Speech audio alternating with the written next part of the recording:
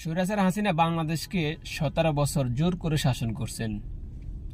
এই 17 বছরে গ্রামের চৌকিদার থেকে শুরু করে সরকারি যত মন্ত্রণালয় আছেন, সরকারি যত অফিস আছেন, প্রশাসন আছেন, সব জায়গায় শেখ হাসিনা তার লোকজন বসিয়ে রাখছেন। শেখ হাসিনা জুলাই গণ অভ্যুত্থান থেকে বাংলাদেশ থেকে পালিয়েছেন, কিন্তু তার প্রশাসন পালায়নি। তার চাকরি দেওয়া, তার নুন খাওয়া প্রশাসন পালায়নি। তারা এখনো শেখ হাসিনার হয়ে কাজ করতেছেন।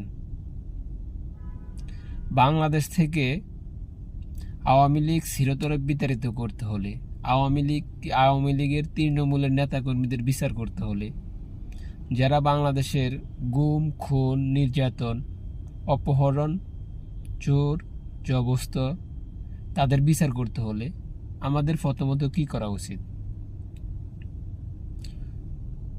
17 বছরে যারা চাকরি পেয়েছেন, তারা যদি আওয়ামী লীগের হয়ে কাজ করে, তাদেরকে স্বৈরাচার হাসিনার মতো অবসরে ফাটিয়ে দেওয়া উচিত। আর নতুন করে বেশি বেশি বিসিএস কর্মকর্তা নিয়োগ দেওয়া উচিত, বেশি বেশি মন্ত্রণালয়ে নিয়োগ দেওয়া উচিত।